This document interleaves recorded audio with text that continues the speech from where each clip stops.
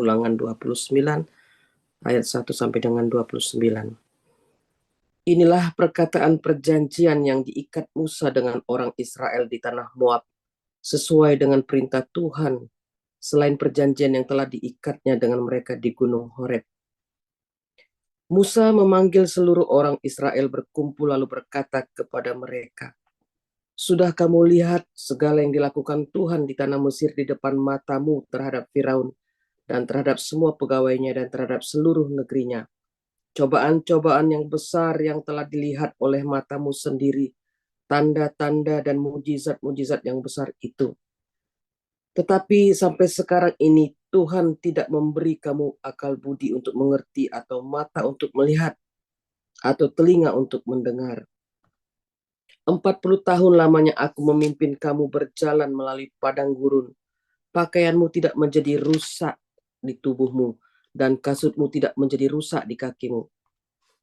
Roti tidak kamu makan, anggur atau minuman yang memabukkan tidak kamu minum, supaya kamu tahu bahwa akulah Tuhan Allahmu. Ketika kamu sudah sampai ke tempat ini, maka keluarlah Sihon, Raja Hesibon, dan Og, Raja Basan, mendatangi kita untuk berperang, dan kita memukul mereka kalah. Merebut negeri mereka dan memberikannya kepada orang Ruben, kepada orang Gad, dan kepada suku Manasye yang setengah itu menjadi milik pusaka mereka.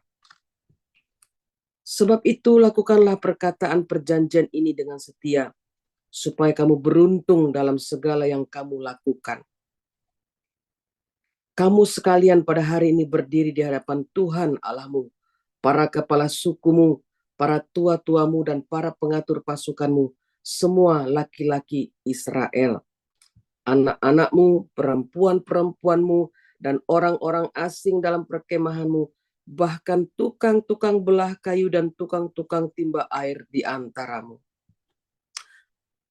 Untuk masuk ke dalam perjanjian Tuhan Allahmu, yakni sumpah janjinya yang diikat Tuhan Allahmu dengan engkau pada hari ini, supaya ia mengangkat engkau sebagai umatnya pada hari ini, dan supaya ia menjadi Allahmu seperti yang difirmankannya kepadamu, dan seperti yang dijanjikannya dengan sumpah kepada nenek moyangmu, yakni kepada Abraham, Ishak, dan Yakub. Bukan hanya dengan kamu saja aku mengikat perjanjian dan sumpah janji ini, tetapi dengan setiap orang yang ada di sini dan pada hari ini, bersama-sama dengan kita yang berdiri di hadapan Tuhan Allah kita, dan juga dengan setiap orang yang tidak ada di sini pada hari ini bersama-sama kita. Sebab kamu ini tahu bagaimana kita diam di tanah Mesir, dan bagaimana kita berjalan dari tengah-tengah segala bangsa yang negerinya kamu lalui. Dan kamu sudah melihat dewa kejijikan dan berhala mereka, yakni kayu dan batu, emas dan perak itu yang ada terdapat pada mereka.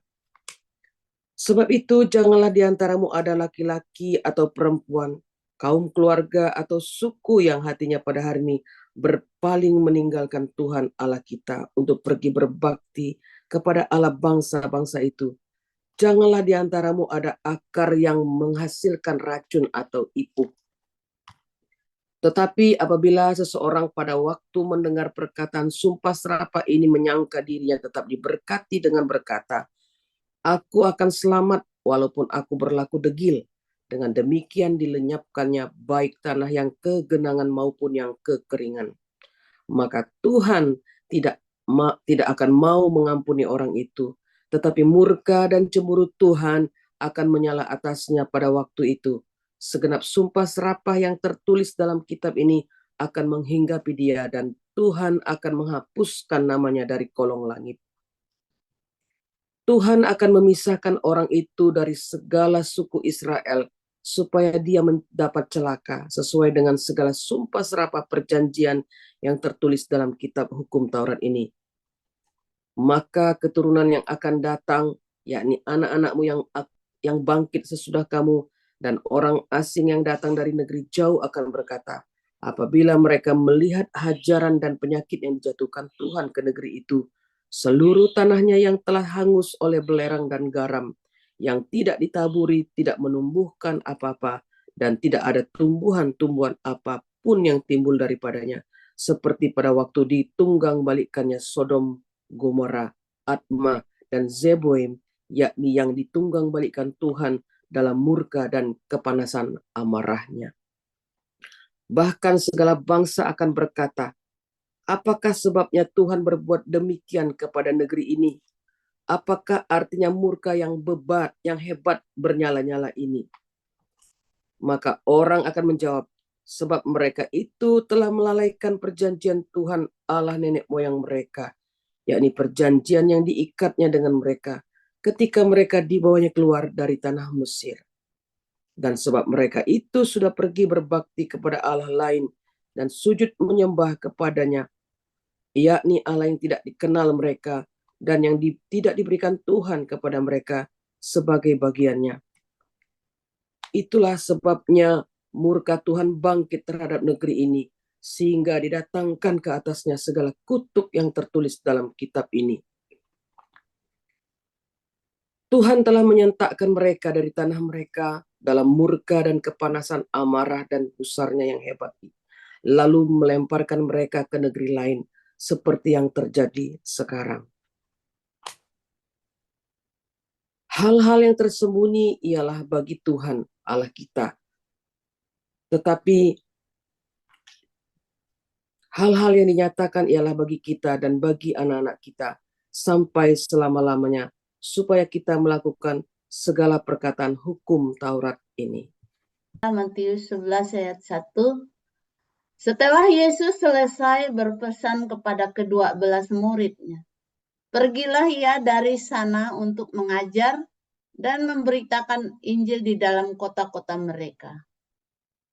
Di dalam penjara, Yohanes mendengar tentang pekerjaan Kristus, lalu menyuruh murid-muridnya bertanya kepadanya, engkaukah yang akan datang itu? Atau haruskah kami menantikan orang lain? Yesus menjawab mereka, pergilah dan katakanlah kepada Yohanes apa yang kamu dengar dan kamu lihat. Orang buta melihat, orang lumpuh berjalan, orang kusta menjadi tahir, orang tuli mendengar, orang mati dibangkitkan, dan kepada orang miskin diberitakan kabar baik. Dan berbahagialah orang yang tidak menjadi kecewa dan menolak aku. Setelah murid-murid Yohanes pergi, mulailah Yesus berbicara kepada orang banyak itu tentang Yohanes. Untuk apakah kamu pergi ke padang gurun? Melihat buluh yang digoyangkan angin kian kemari? Atau untuk apakah kamu pergi melihat orang yang berpakaian halus? Orang yang berpakaian halus itu tempatnya di istana saja. Jadi, untuk apakah kamu pergi? Melihat nabi?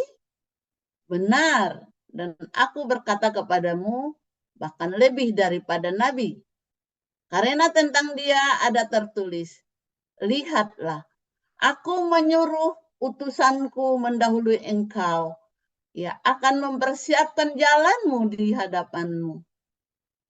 Aku berkata kepadamu, sesungguhnya di antara mereka yang dilahirkan oleh perempuan tidak pernah tampil seorang yang lebih besar daripada Yohanes Pembaptis. Namun yang terkecil dalam kerajaan surga lebih besar daripadanya.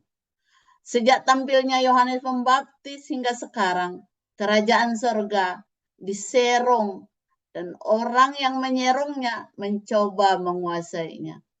Sebab semua nabi dan kitab Taurat bernubuat hingga tampilnya Yohanes. Dan jika kamu mau menerimanya, ialah Elia yang akan datang itu. Siapa bertelinga, hendaklah ia mendengar. Dengan apakah akan kuumpamakan angkatan ini? Mereka itu seumpama anak-anak yang duduk di pasar dan berseru kepada teman-temannya. Kami meniup seruling bagimu, tetapi kamu tidak menari. Kami menyanyikan kidung duka, tetapi kamu tidak berkabung. Karena Yohanes datang, ia tidak makan dan tidak minum. Dan mereka berkata, ia kerasukan setan. Kemudian Anak Manusia datang, ia makan dan minum. Dan mereka berkata, lihatlah, ia seorang pelahap dan peminum, sahabat pemungut cukai dan orang berdosa. Tetapi hikmat Allah dibenarkan oleh perbuatannya. Lalu Yesus mulai mengecam kota-kota yang tidak bertobat. Sekalipun di situ ia paling banyak melakukan mujizat-mujizatnya. Celakalah engkau Korazim, celakalah engkau Betsaida. Karena jika di Tirus dan di Sidon terjadi mujizat-mujizat yang telah terjadi di tengah-tengah kamu, sudah lama mereka bertobat dan berkabung. Tetapi aku berkata kepadamu, pada hari ini penghakiman tanggungan Tirus dan Sidon akan lebih ringan daripada tanggunganmu. Dan engkau Kapernaum, apakah engkau akan dinaikkan sampai ke langit? Tidak, engkau akan diturunkan sampai ke dunia orang mati. Karena jika di Sodom terjadi mujizat-mujizat yang telah terjadi di tengah-tengah kamu, kota itu tentu masih berdiri sampai hari ini. Tetapi aku berkata kepadamu, pada hari penghakiman, tanggungan negeri Sodom akan lebih ringan daripada tanggunganmu. Pada waktu itu berkatalah Yesus, aku bersyukur kepadamu Bapa, Tuhan langit dan bumi, karena semuanya itu engkau sembunyikan bagi orang bijak dan orang pandai, tetapi engkau nyatakan kepada orang kecil. Ya Bapa, itulah yang berkenan kepadamu.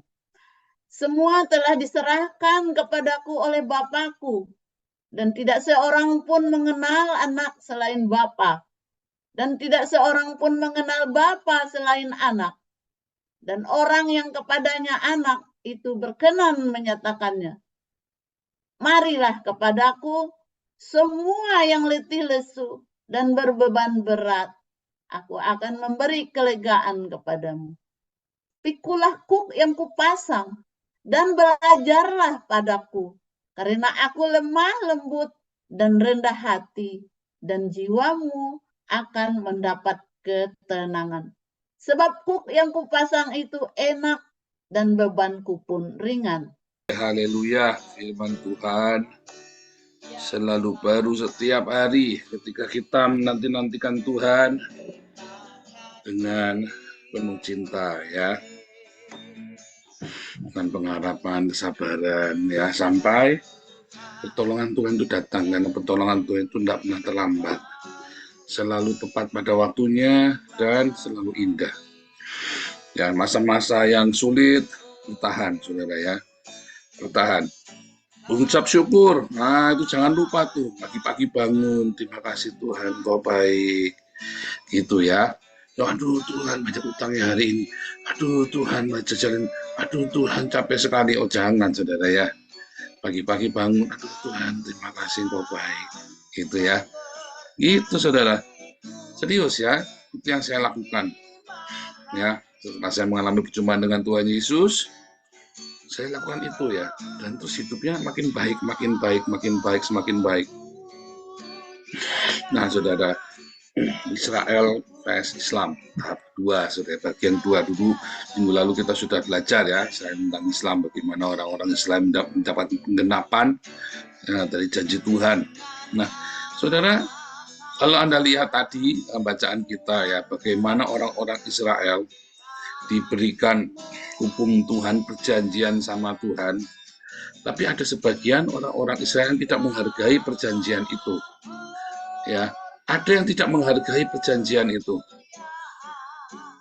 Orang-orang ini kemudian menjadi kurang ajar. Orang-orang ini melihat bagaimana Tuhan bekerja di Mesir ya, menunggang-balikan dewa-dewa di Mesir. Orang ini melihat penyertaan Tuhan di padang gurun. Orang ini melihat bagaimana Tuhan membela, menyertai di dalam setiap peperangan yang sebetulnya mereka itu tidak bisa perang, tapi musuh-musuhnya melawan. Pada melihat hari ini kan juga sama kan, orang-orang Israel melihat penyertaan Tuhan yang luar biasa dalam hidup mereka. Bagaimana mereka bisa menang perang terus coba dari tahun 48, 67, 73, Intifada 1, Intifada 2, ya mereka semua dikeroyok. Hari ini dikeroyok ya, dulu orang Sunni, sekarang dikeroyok orang Syiah. Nggak ada matinya, menang terus. Tetapi tetap ada sebagian orang, ya kali ini orang Kristen yang melihat, ya kan, nggak melihat bagaimana orang-orang Israel ini dibela sama Tuhan, lalu dia terpengaruh ya dengan apa saudara, framing dari Islam. Oh ini Islam kurang ajar, Israelnya nih beginilah begitulah. Mereka tidak belajar, tidak mau belajar. Kemarin di TikTok itu ada yang tanya tentang Israel, tadi juga ada ya, maunya nyegat langsung ujuk-ujuknya ya kepada kesimpulan bahwa Israel ini yang nyerang Islam. Loh, saya bilang kamu perlu belajar dari sebelumnya. Perang Israel ini dengan Hamas ini adalah perang disebabkan karena agama, saudara. Bukan perang agama ya, tapi disebabkan karena agama ya. Ibu Koni kemarin ngomong bagus ya. Ibu Koni itu mengerti ya. Ini adalah perang yang disebabkan oleh agama. Bagaimana orang Israel bisa menduduki tanah itu? Karena agama yang mereka percayai, kitab sucinya mereka. Bagaimana orang Hamas ini dan negara Arab dari 48, 67, 73, Intifada 1, Intifada 2, sampai dengan hari ini dikeroyok orang Syiah dan Sunni ya. Kenapa mereka mengeroyok Israel? Karena ada di dalam Quran dan hadis mereka untuk membunuh orang Israel. Ya, bukan perang agama, tapi perang yang disebabkan oleh agama.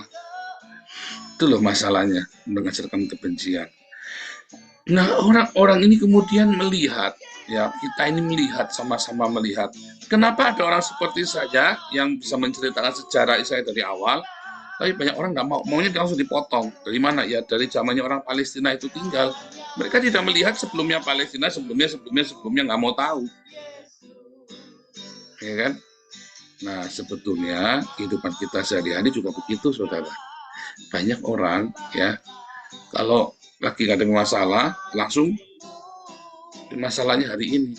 Padahal masalah hari ini yang kamu hadapi adalah disebabkan oleh dahulu konsekuensi. Ya, hari ini terjadi karena ada konsekuensi di masa lalu.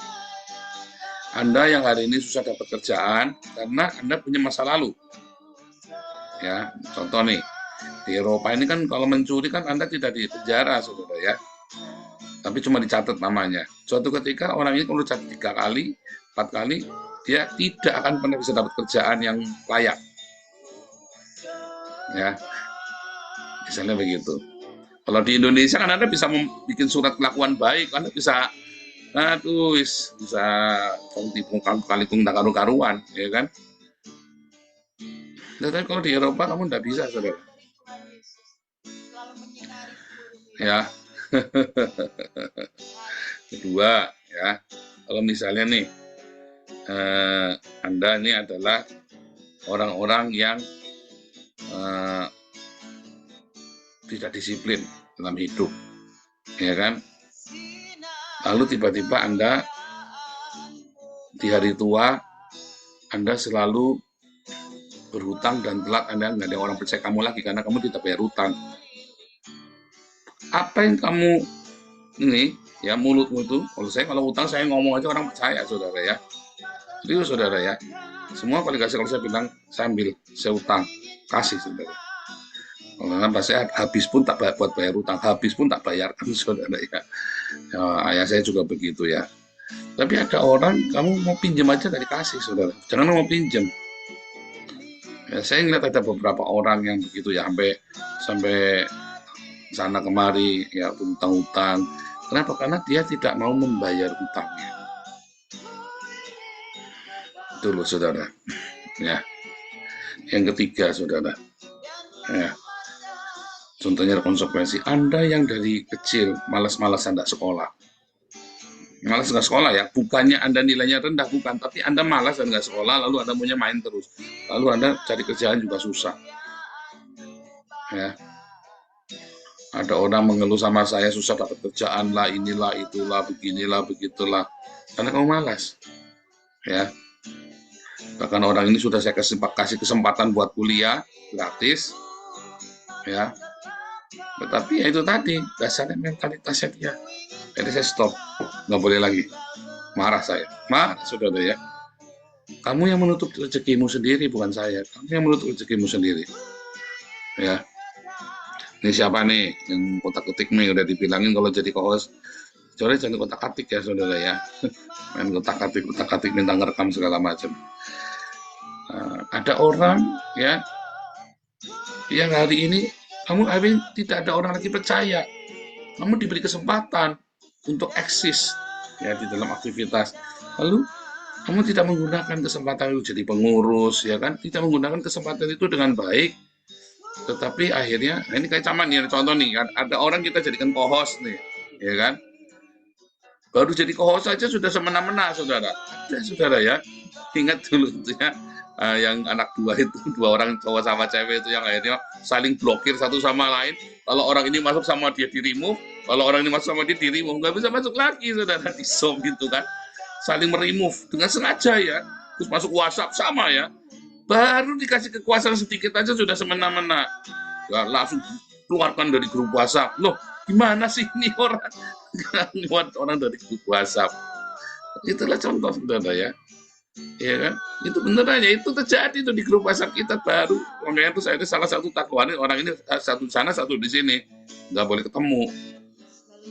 Itu dari situ saja kita sudah ngerti saudara ya wataknya orang kan, nggak semena-mena gitu. Nah saudara, jadi ya seringkali ya apa yang terjadi pada diri kita hari ini bukan karena orang lain. Anda tidak bisa menyalahkan orang lain, tapi kamu sendiri. Karena kamu tidak meresponi kehidupan dengan benar. Kamu bebal. Kamu pikir itu gara-gara orang lain. Selalu ngomongin gara-gara orang ini. Kalau kita lagi ngobrol, ya orang-orang ini ya, yang saya sering ketemu ini ya, gara-gara ini. Pasti ngomongnya gara-gara ini. Ya, gara-gara orang lain. Udah dikasih motor, ya kan nggak dirawat gara-gara orang lain. Udah dikasih fasilitas, kasih modal gara-gara orang lain, ya kan? Orang-orang ini pecundang, selamanya dia akan begitu sampai dia bertobat. Jangan pernah menyalahkan orang lain. Kemarin saya sudah cerita ya, si Ruven Kumpran ini ya. Saya nanya, kamu habis bersantai, kamu menyalahkan Tuhan nggak?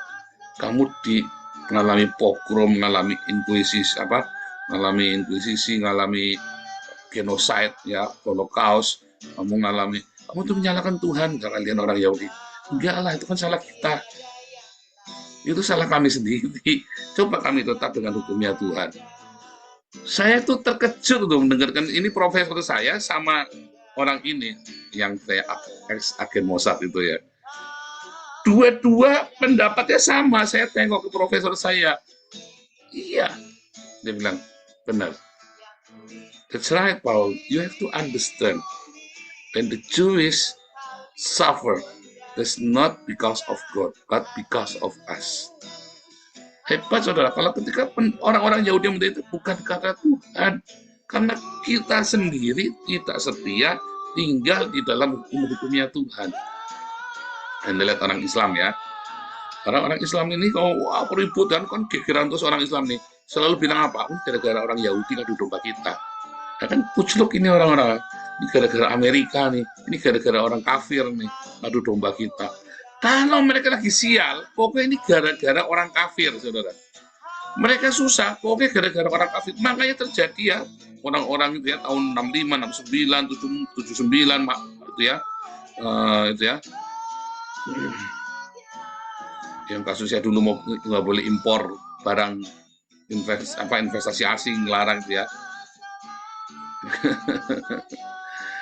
Tahun 98 semua kan menyalahkan etnis Cina kan, sampai hari ini ya CK itu contoh ya, orang Tionghoa itu hanya 5% tapi menguasai 50% perekonomian Indonesia gara-gara Cina lagi, saudara ya kan.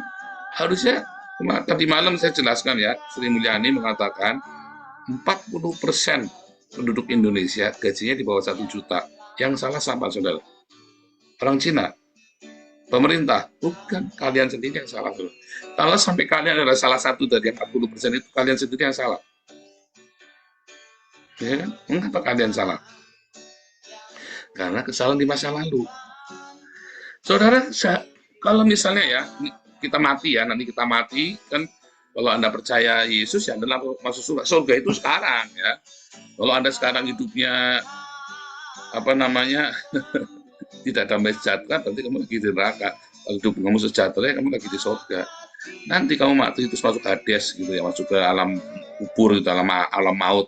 Kamu masih bisa gerundel ya, kan gelap. Kamu bisa gerundel nyalakan Pak Edi lah, ini Pak Enardo sih, saya tersinggung sama Pak Enardo. Ini gara-gara Apeng saya tersinggung sama Apeng, jadi saya susah menderita. Ada ya ini yang komplain saya gara-gara Apeng. Marahi orang itu kok gara-gara Apeng. Yang absen itu bukan cuma Apeng, yang absen itu orang dua. Juga bukan gara-gara Apeng. Kalau sudah absen begitu ya begitu. Kamu jangan nyalain orang lain. Kamu yang tidak pernah doa pagi, kamu nyalain Apeng.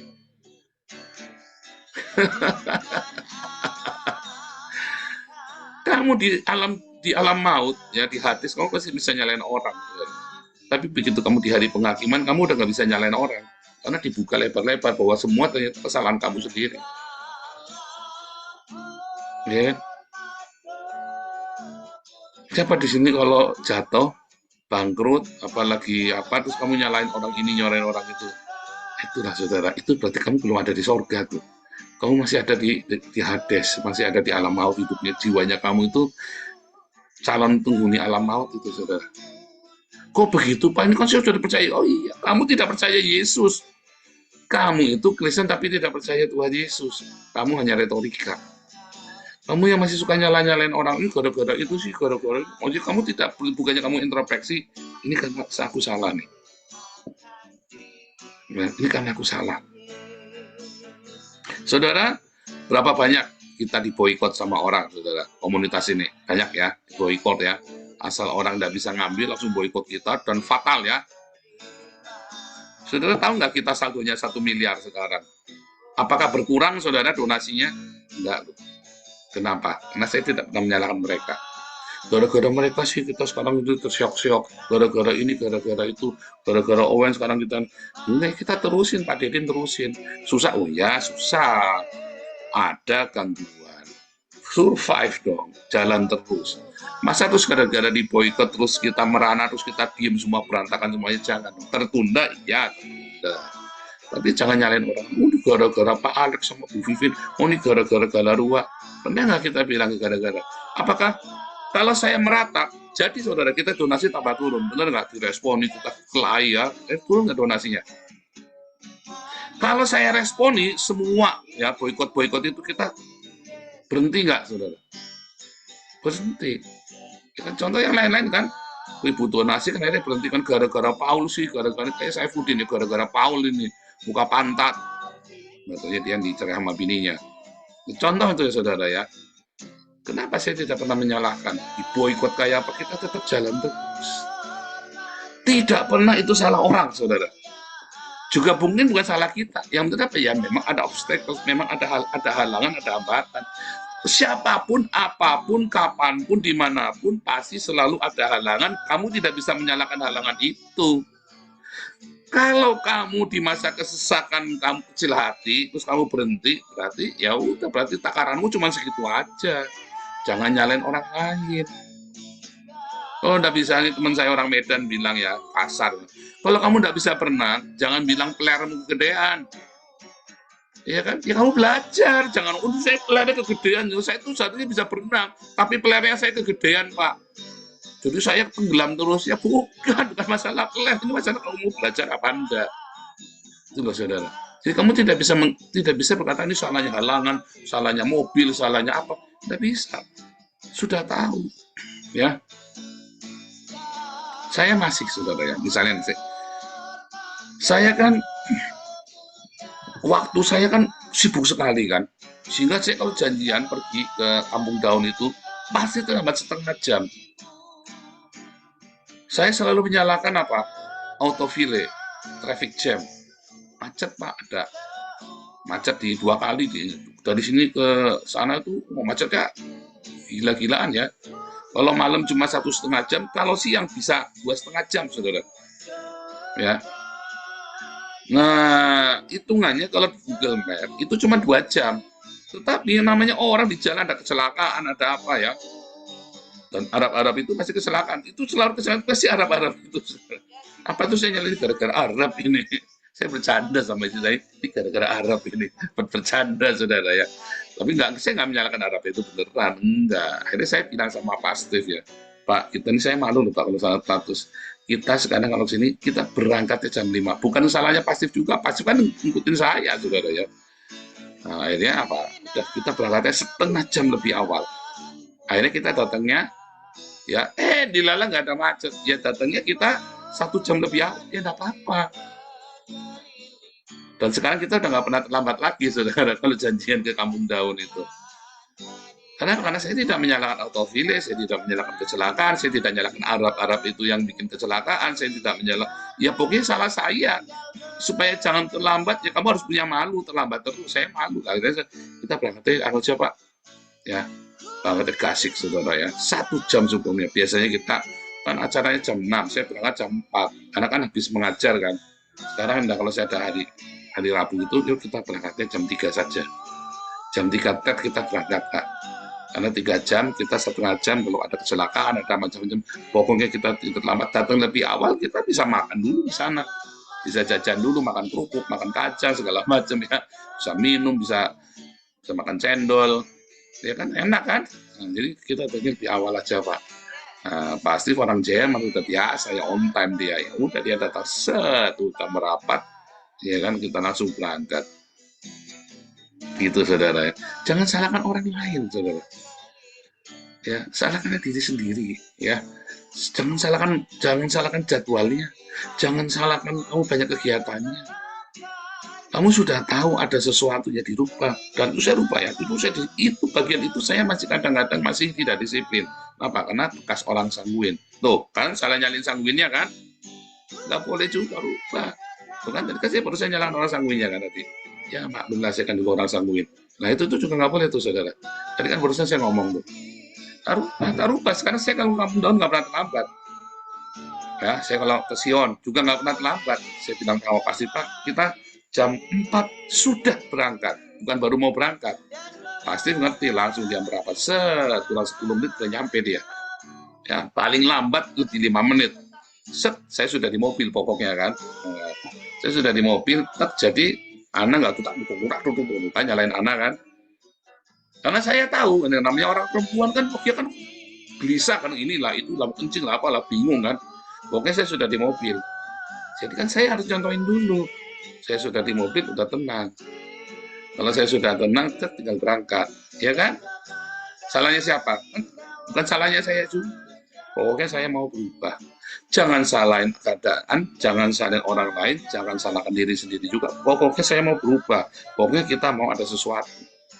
Kalau kamu lakukan ini, kamu hidup sukses, saudara. Ya, saya dimulai dari hal yang besar, bukan yang kecil, yang besar. Kenapa? Karena itu begitu mempengaruhi saya. Saya jatuh, saya tidak pernah salahkan orang lain. Bangun. Oh, ini karena itu. Bangun, saudara. Jatuh ya bangun. Ya. Yang ada gimana? Ya udah lepaskan, sudah ringan, udah jual semua ringan. Saudara, saya mau ke sini, tak jual semua. Ringan langkahnya, tunda. Anda kan kalau mau pergi kan bingung kan, Anda mau pergi ke luar negeri, pindah luar negeri paling bingung ya. Kalau saya nggak bingung, jual, lepas.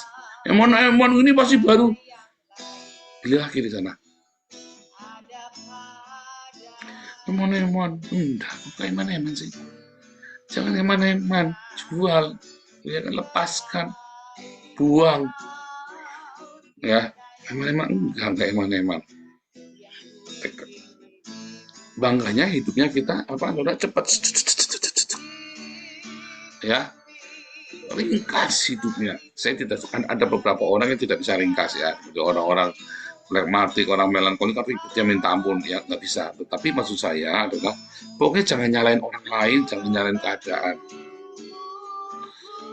Nah, maka kita harus apa, saudara? Kita harus peka dengan Tuhan bicara sama kita. Nanti diajari di pemuritannya, mendengar suara Tuhan. Bukunya kelihatannya Pak Dedi udah mulai cetak, bagus banget ya.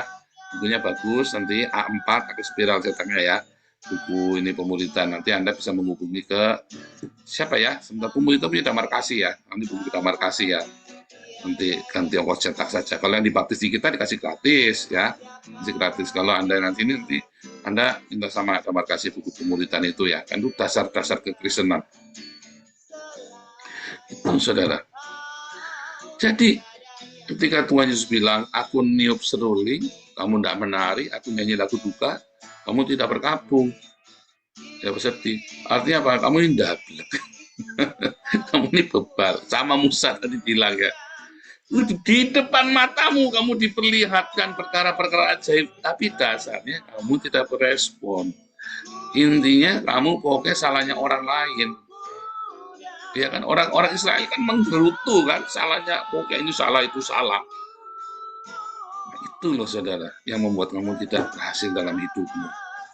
Coba sekarang kamu rubah, itu aja bagian itu, kamu rubah kebiasaan.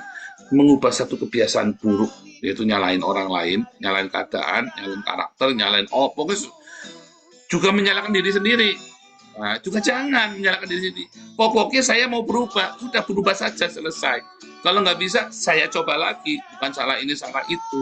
Begitu kamu nimpakan ke orang lain, maka atau ke hal lain, atau ke waktu, maka kamu tidak akan berubah. Itulah kenapa kamu gagal berubah. Karena kamu menyalahkan orang lain, menyalahkan kondisi, menyalahkan diri sendiri. Pokoknya saya mau berubah, udah selesai. Mungkin juga bukan salahnya gitu. Ya pokoknya salah. Jangan salahkan orang. Kenapa saya nggak bisa main piano? Iya Pak, saya jadinya cuma 3 Pak, begini kayak kepiting Pak. Saudara tahu ada orang Korea yang jadinya cuma 2 begini, ya kan? Dia main piano cepat sekali, dia main ya, keren banget ya. Dia bisa salahkan diri sendiri loh, karena dia tangannya jadinya nggak 5. Tapi dia main piano lebih bagus daripada Pak Edi sama Bu Ambar, tak jamin saudara. Apakah dia ngelahir dalam kesalahan jadinya cuma 3 saudara, jadinya cuma 3, tapi dia main piano lebih bagus, ya kan, daripada kebanyakan orang. Artinya dia mendrive diri sendiri, dia tidak menyalahkan kondisinya dia. Ya, dia belajar, dengar. Ada orang main seruling, dia dengar, lagunya indah, saya menari. Ya kan? Oh lagunya berkabung, saya ikut berduka.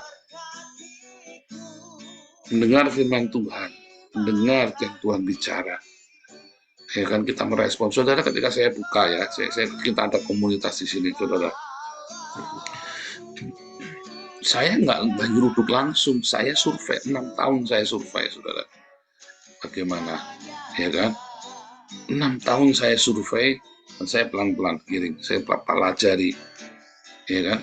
Dan sekarang kita menuai. Sekarang kita lagi menuai nih sekarang ini ya. Tetangga kita, semua orang-orang ya. Kita sedang lagi menuai. Ayo kita bikin komunitas, support, dukung doanya. Nanti dijadikan bahan doa ya. Project Eropa ini apa namanya? Christian Center ya. Christian Center di Den Haag ini ya. Doakan saudara ya, supaya Tuhan sediakan dananya, Tuhan sediakan orang-orangnya, full timernya, dan kita bisa gaji orang-orang, bisa menggaji para full timer juga ya. Doakan saudara, karena kita butuh pengerja yang banyak juga, kita butuh tenaga kerja, kita mau punya orang untuk merawat orang-orang tua juga ya, karena orang-orang tua juga dirawat, tapi sayang mereka jauh dari Tuhan Yesus. Itu yang mau kita sediakan, merawat tapi mengingatkan, membawa kembali mereka kepada Tuhan Yesus, walaupun di hari tuanya. Ya saudara ya, kita mau bikin. Doakan anak-anak muda, anak-anak kecil, kita mau pakai ini ya, boneka yang gede ya saudara ya. Kita bikin sekolah minggu yang profesional di sana. Nggak ada siapa gereja yang mau ngurusin sekolah minggu dengan profesional, belum ada di Belanda saudara. Belum ada sekolah minggu profesional di Belanda. Kita yang pertama nanti saudara, misionari dari Indonesia. Ya, support saudara ya. Kita butuh dana yang besar sekali. Lupa kita Indonesia masih butuh. Ketika kami gede, kamu kan gede saudara. Kalau kami sini besar, kamu akan besar. Kenapa? Narik duit dari sini lebih gampang. Tapi untuk memulainya setengah mati. Makanya, saudara support. Ketika kita besar, kita promosikan semua kegiatan kalian. Orang Belanda itu sebenarnya murah hati, hanya tidak tahu kemana. Nah, kita belum ada tempatnya. Itu ya, saudara ya. Tapi kalau kita sudah lihat, ada tempatnya, kita bisa promosi, ya foto-foto kegiatan kita semua kita taruh semua di kantor kita, ya orang-orang lalu lalang di situ, ya kan. Pejabat-pejabat juga datang, karena pasti dicek ya sama pejabat-pejabat kota itu pasti dicek ya, kalau ada kegiatan-kegiatan itu didatengin, ditanyain kegiatanmu apa, selalu begitu ya. Dan orang-orang gereja-gereja juga datang di situ karena kita boleh, orang-orang dari gereja lain boleh pakai tempat itu, saudara. Itu saudara, disitulah ya. Saya survei, nggak menyalahkan orang lain, kenapa lama nggak, kita sabar, Tuhan belum suruh kok. Nah gitu ya, kita nggak salahin orang, kita tenang terus, kita tenang jalan. Ya, kita ratusan udah kita baptis, kemana semua? Ya karena kita nggak punya tempat. Saya mau nyalain orang lain, enggak, ya memang Tuhan belum suruh, udah gitu aja. Bukan salah siapa. Tapi saya tahu seharusnya punya tempat. Kita sabar, kita tunggu sampai kita tahu apa yang Tuhan mau, bukan apa yang saya mau, apa yang Tuhan mau. Sekarang kita yakin ini yang Tuhan mau. Kemarin bahkan kita tuh Den Haag 2,5 jam yang males ya. Kita bolak-balik, saudara, kuat nggak ya? Dalam hati saya, ya ampun, di Jakarta dulu saya kalau belum 3 jam belum nyampe kantor. Sekarang ke Den Haag 2,5 jam, pulang cuma 1,5 jam, tak laju. Kuat dah. Tak tekatin, saudara. Anak-anak tak tanya gimana, bisa sanggup, nggak bisa dah. Kalau perlu kita cari, ya kan. Kalau perlu kita tidur di karavan, tetap di karavan. Ya, kalau perlu kita tidur di karavan, ya kan. Atau nanti kita kantornya, karena kan belum boleh dipakai tidur kan, di sana kan. Jadi kalau sudah kita kuasai sepenuhnya, ya kita boleh tidur di sana. Tapi di awal-awal, di setengah tahun pertama ini taruhannya besar sekali, saya capek setengah mati, saya bilang enggak apa-apa, ya kan. Apakah saya menyalahkan kondisi? Enggak, saudara, memang belum waktunya, kita tunggu. Dan saya terus ya sigap senantiasa begitu, saudara ya. Hendaknya Anda juga semua begitu ya, Anda semua dalam sehari-hari.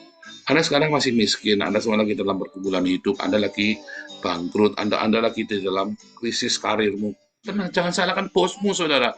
Oh, ini bosku pengen saya keluar. Oh, enggak. Kamu tenang saja.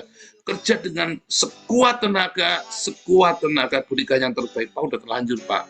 Saya tadinya memang tidak rajin. Gak apa-apa. Di akhir kamu bekerjalah dengan rajin. Kemudian kalau kamu sampai pindah, ingat-ingat, kerjalah dengan rajin. Ya, semua itu bukan salahnya orang lain, bukan salahnya bosmu, dan mungkin juga bukan salahnya kamu. Tapi pokoknya sekarang kamu introspeksi, kamu cek dulu apa yang kurang ya, perbaiki. Bukan terus salahnya siapa, terus kamu kepahitan kan. Tapi apa yang dulu salah, kurang, yang dulu salah kerja, salah caranya, diperbaiki. Wah, itu mesti tak perbaiki. Itu, saudara ya. Itulah ya bedanya mentalnya orang Israel dengan orang Islam. Kalau orang Islam kan cari siapa salah kan, salahnya kafir, salahnya ini karena salah kamu nggak sholat, karena kamu kan apa, karena kamu nggak berdoa terus kerjaanmu jadi tidak benar? Enggak juga, saudara. Banyak orang nggak berdoa di Belanda kerjanya lebih bagus dari kalian, nasibnya juga lebih bagus dari kalian. Bukan karena berdoa, jangan ngomong begitu, saudara. Harus pakai otak kita kan, waras. Saya pendeta ngajari doa, enggak, saya ngajari kamu waras. Kamu berdoa terus kerjamu nggak akan tambah baik, saudara. Kamu berdoa pun kerjamu tidak akan tambah baik, percaya saya. Yang benar adalah sikap hatimu yang benar. Karena doa itu bukan kamu sengaja berdoa pergi ke gereja, bukan, doa itu ada dalam nafas hidup kita. Ya, jadi jangan munafik. Saya ditanya ya kemarin ya, kamu sudah doakan? Sudah dong, gimana sih? Loh, kamu kan perlu merenungkan, setiap hembusan nafas saya adalah doa. Saya bilang itu, orang ini kaget. Ya, ini orang-orang model-model Kristen zaman kuno ya. Ya pikir yang namanya berdoa, kita serahkan. Saudara, 5 menit lagi ya. Sebelum saya ini ya, kan kita sempat transaksi sama Arab ini kan. Begitu saya dengarkan di telepon, ini orang logatnya aksennya bukan Belanda. Saya bilang, namanya siapa? Farid. Saya udah langsung nggak bakal jalan. Saya langsung tahu nggak bakal jalan. Malam ini saya pergi sama kolega saya yang kenal sama orang ini kan. Oke, we will pray, kita akan berdoa ya. Oke, supaya unbeaten, for the Farid, God, Maghem, Makler, buat dia muda dan segala macam. Karena nama saya nggak apa-apa, saya bilang, karena saya sudah tahu. Bukannya mustahil, enggak. Saya langsung tahu, karena ini adalah Islam dan Kristen. Tuhan akan bekerja dalam hatinya. Bukan saya tidak percaya, saya percaya. Begitu drink, dilihat, dia nggak ngajak saya berdoa lagi, saudara. Setiap hembusan nafas, sehingga saya tahu Tuhan berkenan apa enggak. Ternyata Tuhan mau saya pergi di Den Haag. Kenapa sebenarnya nggak dengar? Karena saya nggak kebayang capeknya ke Den Haag, saudara. Ya dari rumah saya, makanya saya tidak mau ke Den Haag. Saya ada di sini, ya saya maunya bikinnya di sini, ya kan? Tetapi ternyata Tuhan suruh saya bangun. Udah, kamu masih muda, 2 jam dilakoni, 2,5 jam dilakoni. Gitu loh, doa loh saudara. Waktu saya mau transaksi di kota itu ya sama si Farid, saya malam itu tidak doa sama si Hans ini. Saya bilang dalam hati saya, enggak lah. Nah, betul, saya sudah tahu begitu tinggal sama Farid, saya langsung tahu Tuhan suruh kita ke Den Haag. Saya yang ngotot pengen di sini, tapi saya nggak maksa ya. Cuman kalau boleh disusun saja supaya nggak kejauhan gitu loh. Nah, ternyata kita sudah memilih tempat ya bagus-bagus saudara, tetapi tidak ada yang respon satupun loh saudara. Padahal ditulis disewakan. Begitu ke Den Haag kita saudara, 3 tempat, 3-3-nya ngerespon, 3-3-nya oke. Coba bayangin. Karena Den Haag kota gede, belum tentu juga saudara. Kota gede kalau nggak ada duitnya nggak jalan juga. Yang cari pas ini gereja-gereja cari tempat susah. Sekarang begitu orang saya, mereka senang saya masuk Den Haag. Boleh pakai, boleh dong. Siapa dulu ya kan? Boleh dong, ini kan pekerjaan Tuhan, saya bilang begitu ya.